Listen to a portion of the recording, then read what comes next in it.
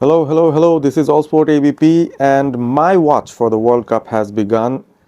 Tonight was an important night for Portugal, definitely, and they got their first warm up friendly underway and out of the way.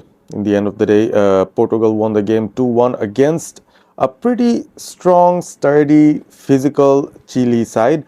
I think it was an important decision for Portugal to make before even they came into the World Cup as to which teams that want to play before they head into the World Cup, and they chose a South American team which has a similar profile with a little bit lesser flair than Colombia, one of Portugal's group opponents. So it would be an important, aspect for Portugal to go and adjust to some sort of a Latin style of football, who play aggressive, who play physical, and it would be a nice opportunity for them to test their skills out and test their fitness out as well. And in the end, it looked like Portugal did pretty well, and it was a glimpse of the kind of squad depth that Portugal have at their disposal. Started off with Cristiano Ronaldo and Bruno Fernandes in the starting 11, which was good to see. And in the middle, they had quite a few good options as well. Samu Costa got some game time. Bernardo Silva was there.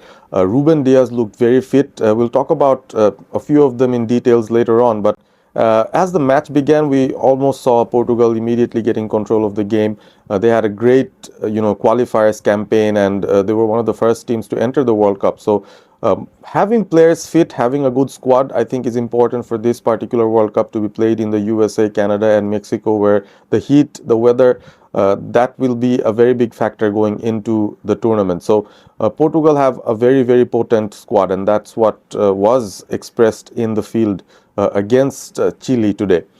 So initially, there were a few chances being created. Of course, Bruno was playing in a bit of a deeper role, Bernardo Silva on the right, and Rafael Leao was getting a lot of the ball. But the interesting position of one particular player, I think, who could be a very, very important player for Portugal in this World Cup is Joao Cancelo. He looks very fit and ready to go. He looks hungry to perform. And today he started at the left back position, but was inverting inwards, was creating a lot of chances, was very good defensively, and linked up with Rafael Leao very well. And Rafael Leao was getting a lot of space on the left side, and a lot of attacks came through that end, but the delivery and final balls weren't very good. So the clinical aspect of Portugal in the final third, once they move into the opposition's half, is, I think, still a question that has to be answered. But they've got just too many good players not to be able to score in a game, even when the opponent is sitting back and playing in a low block. Chile initially wanted to do that. They just sat back and they were waiting for a transition, waiting for a counter attack, which they made happen in a few occasions. But in general, I think it was a very, very fluent performance from Portugal. And except for creating very many chances as Brazil did a few days back, they looked like a very, very solid side. So in center of defense, there was Ruben Diaz, and he has to be mentioned because he looks very, very fit, and did not have a lot of game time during Manchester City's failed Premier League campaign. They came second. Ruben Diaz was injured for a lot of those months, and he looks fit, and he looks really in his best element, in his best form. A few of his last stitch tackles was very important. A few of his interceptions were very important. The way that he linked up with the defensive minded midfielders was also very important. So on the ball, he looks like a threat. From set pieces, he looks like a threat. So he would be a very important player for Portugal as well. And Cancelo, I think, if not for Bruno, he would be my player of the match. Bruno Fernandes started deep, as I mentioned before, linking up well with Bernardo Silva, Samu Costa, trying to provide balls across for the players in wide positions. Conceição was on the right wing and Rafael Leao on the left wing.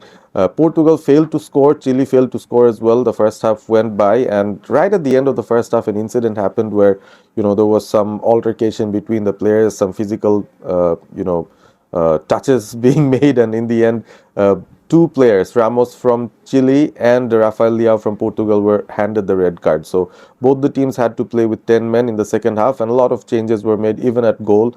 Inacio came in at centre back. Rui Silva came in as the goalkeeper. Cristiano Ronaldo was taken off after the first half. He had a chance. He took a shot.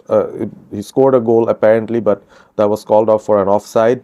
But besides that, there was one instance where Cristiano Ronaldo could have done better. I think Conceição was in a free space on the right. Ronaldo could have just passed it on to him. Instead, went for the shot himself and hit the keeper. So that was an opportunity that Portugal could have taken, and Ronaldo probably should have been a bit less selfish at times if he really wants Portugal to score those easy goals. I mean, he took the difficult chance.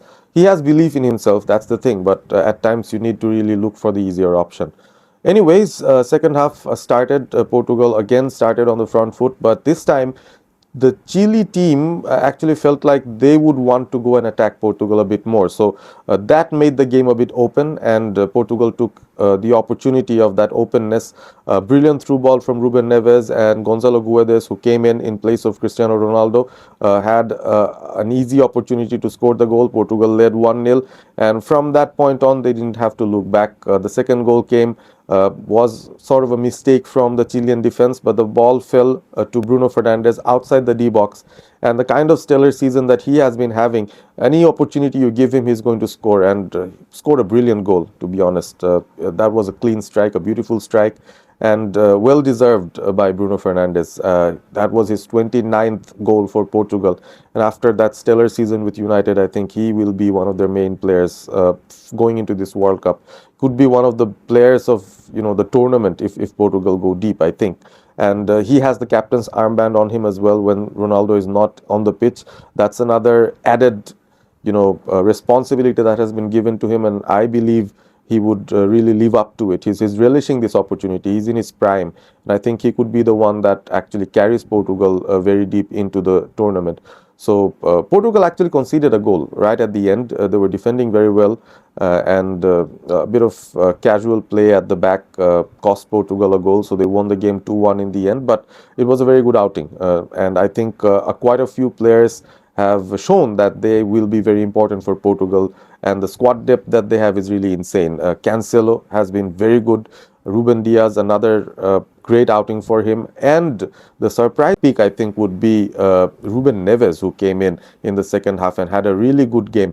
An assist to his name. He was helping out the defenders. He had a proper shift as one of the defensive-minded midfielders in this Portugal team. Pedro Neto as well looked very sharp. So they've got quite a few options, and I think Portugal will surprise quite a few teams in this World Cup if you're taking them lightly. And I hope you're not. Let's see what they do in the next game. They've got Nigeria coming up for their final warm-up game before the World Cup starts, and we'll be hoping for some more great performances from the usual suspects, and also would like to see something more from Cristiano Ronaldo. I think he needs to inspire the team as well from his end. Anyways, we'll be coming back with the next one very soon. Take care.